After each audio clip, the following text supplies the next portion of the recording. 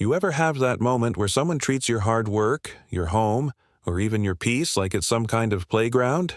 That was me, standing in the middle of my own yard, watching a woman I barely knew laugh like a maniac as she shoved open my barn door and waltzed inside like she owned the place. My goats bleated in panic, hooves thundering against the floorboards, hay flying everywhere, and all I could feel was this deep burn in my chest. Not just anger, not just fear for my animals.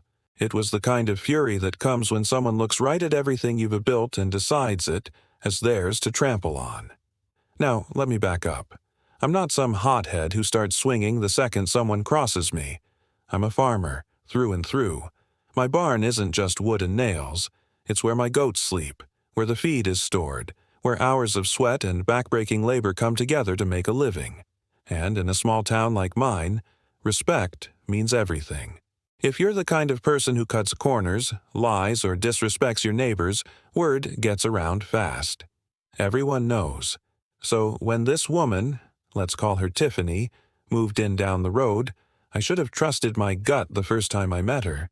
She had that smug smile, the kind that doesn't reach the eyes. You know the look, like she's already sizing you up, deciding you're less than her. She came across as one of those people who thought country living was just aesthetic, like it was a backdrop for Instagram photos rather than real work. At first, I tried to be polite, waved when I saw her drive by, answered her questions about the goats when she stopped at the fence. But pretty quickly, her curiosity started to feel less like friendly interest and more like entitlement. The first time she crossed onto my land, I convinced myself it was an accident. She had no business being there, but I figured maybe she was just unfamiliar with property lines. I asked her gently, "Hey, just so you know, this is private property." She laughed that grating, dismissive laugh and said, "Oh, come on, we're neighbors. Don't be so uptight." I should have known right then. This was someone who thrived on testing boundaries. The second time was worse. I caught her near the barn again, this time with her phone out, recording my goats. She was giggling to herself, talking about how cute they were. But the way she moved, pushing at the fence, ignoring the fact that the animals were clearly spooked, it set my teeth on edge. I told her again, more firmly this time, "Stay off my land. This isn't a petting zoo. These are working animals, and you can't just come in whenever you want." She rolled her eyes, muttered something about how I was being dramatic, and sauntered off like I was the crazy one. By the third time, all my patience was gone. I was inside the house when I heard the goats bleating louder than usual. Not just casual noise, panic. I rushed out, and there she was. The barn door, which I always keep bolted, was wide open, and she was standing in the middle of the chaos, arms spread like she was putting on a show. "Look at them. They love me," she shouted, laughing hysterically. No, they did not love her. They were terrified. Goats are smart, sensitive creatures. They know when someone's energy is wrong, and hers was screaming wrong. They bolted around the pen, kicking up straw, knocking into each other. One of them even slammed against the feed bin so hard the lid popped off. And there she was, stomping her boots, clapping her hands, acting like it was all some big joke. "Get out of my barn," I yelled, my voice sharp enough to make the goats freeze for a split second. She turned, looked me dead in the eye, and smirked. What's the big deal? They're just goats. That line, that smug, dismissive line. As if the animals I care for every single day, the creatures that put food on my table, were just disposable props in her game. My fists clenched. My pulse pounded in my ears. Every part of me wanted to drag her out by the arm and toss her onto the dirt. But instead, I forced myself to take a breath, reach for my phone, and dial the sheriff. See, in a town like mine, the sheriff isn't just law enforcement. He's a neighbor, too. He knows me. He knows my goats. And he doesn't take kindly to people who think they're above respect. As I spoke into the phone, Tiffany kept strutting around, making kissy noises at the goats like she was the star of some twisted reality show.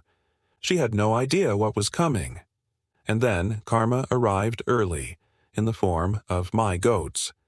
One of my bigger ones, a buck named Diesel, had had enough. He lowered his head, stopped once, and charged. Tiffany shrieked as he rammed her square in the leg, knocking her sideways into the hay. Another goat darted forward, tugging at her sweater with its teeth, shredding the fabric. Suddenly, the giggling stopped. The smugness drained from her face. She was flailing, shrieking, scrambling to get away from the very animals she claimed adored her.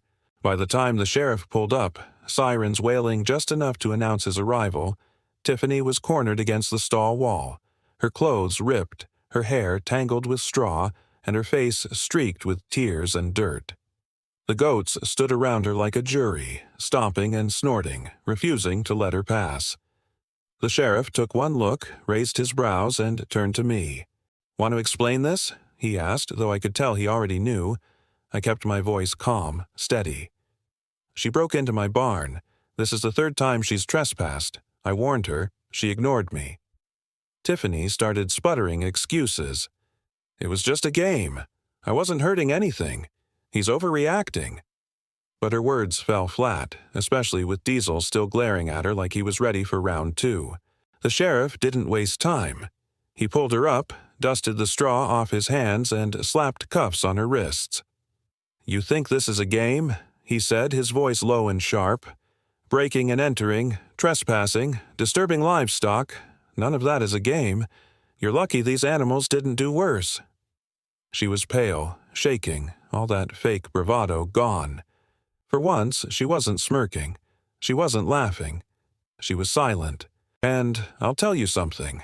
Watching her being led out of my barn, clothes torn, pride shattered, goats still bleating their disapproval, it was the sweetest revenge I've ever tasted. Because I didn't need to shout. I didn't need to fight. The animals and the law took care of it all. Word spread fast. Small towns don't keep secrets, and soon everyone knew about the woman who thought she could waltz into my barn and walk away without consequences. She was fined heavily, banned from my property by court order, and humiliated every time she walked down Main Street. People whispered. They laughed. They remembered the sight of her, straw stuck in her hair, crying as the sheriff put her in the back of the cruiser. Me? I went back to my barn, bolted the doors tighter, and gave Diesel an extra treat. He'd earned it. The lesson here: respect isn't optional. When you trample on someone else's hard work, you might think you're untouchable, but life has a way of putting you in your place. Sometimes that lesson comes with a gavel, and sometimes it comes with horns. So tell me, have you ever seen karma strike this perfectly? Because standing there, hearing Tiffany's laughter turn into screams, then into silence as the sheriff led her away, I knew justice had been served in the most satisfying way possible.